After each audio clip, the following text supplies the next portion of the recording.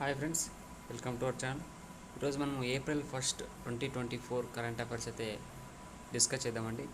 So ఈ రోజులు కొన్ని ఎగ్జామ్స్ కారణంగా నేను కరెంట్ అఫైర్స్ చేయలేదు. ఇక్కడ నుంచి మన ఛానల్లో కరెంట్ అఫైర్స్ రెగ్యులర్గా అప్లోడ్ అవుతాయి, ఫాలో అవుతూ ఉండండి.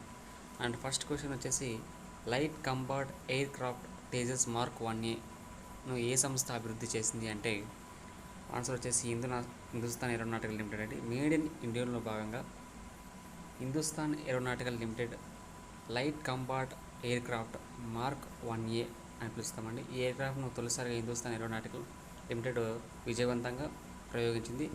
సో ఇది మన భారతదేశంలో నౌకాదళంలో ఉన్నటువంటి LAC MK-1 కంటే చాలా అధునాతమైనది. ఇది పూర్తిగా స్వదేశీ పరిజ్ఞానంతో అభివృద్ధి చేసింది. అలాగే సూపర్ సోనిక్ వేగంతో కూడా ఇది ప్రయాణించగలదు. గాల్లోనే కూడా ఇంధనం కూడా నింపుకోగలదండి. నెక్స్ట్ క్వశ్చన్ వచ్చేసి, ఏ ఫిలిం డైరెక్టర్ నైట్వుడ్ అవార్డ్ అందుకున్నారు అంటే ఆన్సర్ వచ్చేసి క్రిస్టోఫర్ నోలాస్ అండి. క్రిస్టోఫర్ నోలాస్ బ్రిటిష్కి గవర్నమెంట్ ఆయనకు నైట్వుడ్ అవార్డ్ అనేది సత్కరించింది. అలాగే ఆయన భార్యకు కూడా అండి. ఎమ్మా థామస్ కూడా బ్రిటిష్ గవర్నమెంట్ నైట్వుడ్ అవార్డ్ అయితే ఆయనకు అందజేశారు. క్రిస్టోఫర్ నోలాస్ సినిమా రంగంలో చేసిన కృషికి గాను ఆయనకు ఈ అవార్డు అయితే ఇచ్చారు. అండ్ నెక్స్ట్ క్వశ్చన్ వచ్చేసి, ఐరాస సెక్రటరీ జనరల్ ప్రత్యేక ప్రతినిధిగా ఎవరు నియమితులయ్యారంటే ఆన్సర్ వచ్చేసి కమల్ కిషోర్ అండి. జాతీయ విపత్తు నిర్వహణ సంస్థ ఉన్నతాధికారి అయిన కమల్ కిషోర్ ఐక్యరాజ్య సమితి అయిన సెక్రటరీ జనరల్కు ఆంటోనియో గుటెరెస్కు ప్రత్యేక ప్రతినిధిగా ఆయన అపాయింట్ చేశారు. అంటే విపత్తు ముప్పును తగ్గించే విషయాల్లో సెక్రటరీ జనరల్కు ఆంటోనియో గుటెరెస్కు ఆయన సలహా అయితే ఇస్తూ ఉంటారు. నెక్స్ట్ క్వశ్చన్ వచ్చేసి, రెయిన్ ట్యాక్స్ అమలు చేసిన దేశం ఏది అంటే ఆన్సర్ వచ్చేసి కెనడా అండి. ప్రపంచంలోనే ఫస్ట్ టైం వచ్చేసి కెనడా ప్రభుత్వం అక్కడున్న ప్రజలపైన రెయిన్ ట్యాక్స్ అయితే అమలు చేసింది. ఈ ట్యాక్స్ని స్ట్రోమ్ వాటర్ ఛార్జ్ పేరిట టొరంటో సిటీలో దీన్ని అమలు చేశారండి. ఈ రెయిన్ ట్యాక్స్ అంటే ఏంటంటే, కెనడాలో అక్కడున్న ప్రజలు వాళ్ళొక మురుగునీటిలోకి ఎంత నీరు అయితే రిలీజ్ చేస్తారో అంత ఎక్కువ పన్ను వాళ్ళ నుంచి వాళ్ళు వసూలు చేస్తారు. దీన్ని రెయిన్ ట్యాక్స్ అని పిలుస్తామండి. అక్కడ ఎందుకంటే నేల కంటే అక్కడ రాతి నీళ్ళు ఎక్కువ ఉంటాయి కాబట్టి చిన్న వర్షం పడినా అక్కడ ఎక్కువ వరదలు వస్తాయి. దానివల్ల అక్కడ నీరు అనేది ఎక్కువ ఓవర్ఫ్లో అవ్వడం జరుగుతుంది. ఈ ట్యాక్స్ నుంచి వసూలు చేసిన ఫండ్స్ని వాళ్ళు అక్కడ వాటి కోసం వాడుతారనమాట. నెక్స్ట్ క్వశ్చన్ వచ్చేసి, ఏ దేశ నావికాదళం ఆపరేషన్ సంకల్పం చేపట్టిందంటే ఆన్సర్ వచ్చేసి ఇండియా అండి. మనకు చూడొచ్చు, రీసెంట్గా ఈ గల్ఫ్ ఆఫ్ ఎడన్లో కానీ ఇక్కడ చాలా సముద్ర దొంగలు అనేది అక్కడ నౌకలను పట్టుకోవడం కానీ అక్కడున్న ఇండియన్ నేవీ వాళ్ళని కాపాడడం కానీ జరుగుతుందంట. అంటే ఇక్కడ జరుగుతుంది. వాయువ్య హిందూ సముద్రంలో గల్ఫ్ ఎడెన్కు దగ్గరగా ఉండటం అంటే 90 నాటికల్ దూరంలో ఉన్న ఒక దీవి. అది ఆ దీవి ఏంటి అంటే సొక్రోటా దీవి అండి.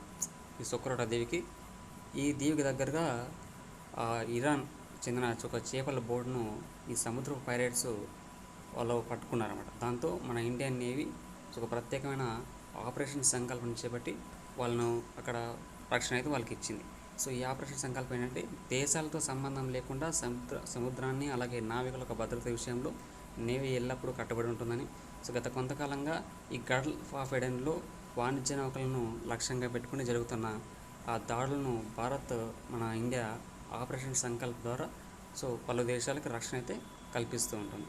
అండ్ నెక్స్ట్ క్వశ్చన్ వచ్చేసి, ఏ బీమా సంస్థలు జారీ చేసే పాలసీలన్నీ ఈ ఇన్సూరెన్స్ పద్ధతిని అనుసరించాలని చెప్పేసి నిర్ణయించారు. ఎవరు నిర్ణయించారంటే ఆన్సర్ వచ్చేసి insurance regulatory and development authority of India.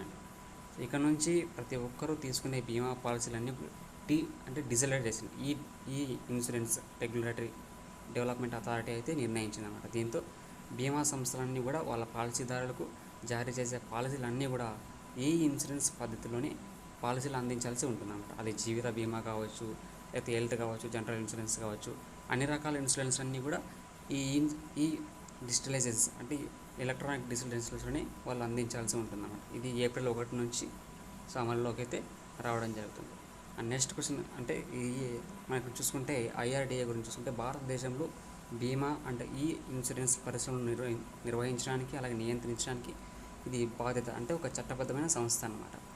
అలాగే 1999 పార్లమెంట్ చట్టం ప్రకారం దీన్ని ఏర్పాటు చేశారు. దీని హెడ్ క్వార్టర్ హైదరాబాద్లో ఉంది. నెక్స్ట్ క్వశ్చన్, ప్రపంచ ఆటిజం అవగాహన దినోత్సవం ఎప్పుడు జరుపుకుంటారంటే ఆన్సర్ వచ్చేసి ఏప్రిల్ 2 అండి. సో ప్రపంచ ఆటిజం అవగాహన దినోత్సవాన్ని ఐక్యరాజ్య సమితి జనరల్ అసెంబ్లీ 2008 నుంచి ప్రతి సంవత్సరం ఏప్రిల్ 2వ తేదీన ఈ ప్రపంచ ఆటిజం దినోత్సవాన్ని అవగాహన దినోత్సవం జరుపుకుంటారు. సో ఆ వ్యాధితో బాధపడుతున్న వ్యక్తుల యొక్క జీవిత నాణ్యతను మెరుగుపరచుకోవడం కానీ, లేదా ముందుగానే రోగాన్ని నిర్ధారించడం కానీ, లేదా ఆ వ్యాధి గురించి అవగాహన తెలపడం గురించి కానీ సో ఈరోజు ముఖ్య ఉద్దేశం. అండ్ నెక్స్ట్ క్వశ్చన్ వచ్చేసి, ఉత్కల్ దివాస్ను ఏ రాష్ట్ర అవతరణ దివస్గా జరుపుకుంటారంటే ఆన్సర్ వచ్చేసి సో ఒడిశా అండి. అండ్ ఒడిశా రాష్ట్రము 1936 ఏప్రిల్ 1న ఏర్పడిన సందర్భంగా ప్రతి సంవత్సరం కూడా ఏప్రిల్ 1వ తేదీన ఆ రాష్ట్రము ఉత్కల్ దివస్తో జరుపుకుంటుంది. సో ఇది రాష్ట్ర సంస్కృతి వేడుకగా వారు జరుపుకుంటూ ఉంటారు అన్నమాట. అండ్ నెక్స్ట్ క్వశ్చన్ వచ్చేసి, ఆర్బీఐని ఎప్పుడు ఏర్పాటు చేశారు?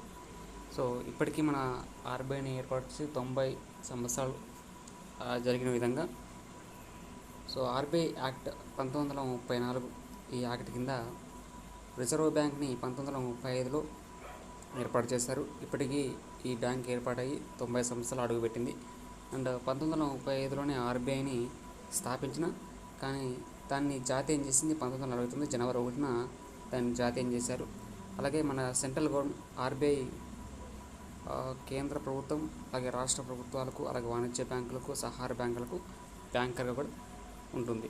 అండ్ నెక్స్ట్ క్వశ్చన్ వచ్చేసి, టాంటాలం అనే ఒక అరుదైన మరియు విలువైన లోహాన్ని ఏ నదిలో కనుగొన్నారు అంటే ఆన్సర్ వచ్చేసి సట్లెజ్ అండి.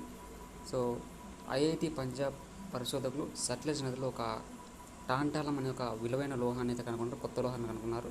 ఈ లోహము ఎలక్ట్రానిక్ పరిశ్రమల్లో కానీ, అలాగే స్మార్ట్ ఫోన్లు, ల్యాప్టాప్లు, ఇతర ఎలక్ట్రానిక్ ప్రకారాల్లో కెపాసిటర్లుగా దీన్ని ఉపయోగిస్తారు అన్నమాట. సో ఇది రెసిస్టెన్స్లకు కూడా దీన్ని ఉపయోగపడుతుంది. సో ఇది గైస్ ఈరోజు టోటల్ కరెంట్ అఫైర్స్ అన్నీ కూడా. అండ్ ఈ వీడియో మీకు నచ్చితే లైక్ చేయండి, అలాగే మన ఛానల్ని సబ్స్క్రైబ్ ఎవరైనా చేసుకోకపోతే తప్పకుండా సబ్స్క్రైబ్ చేసుకోండి. And thank for watching.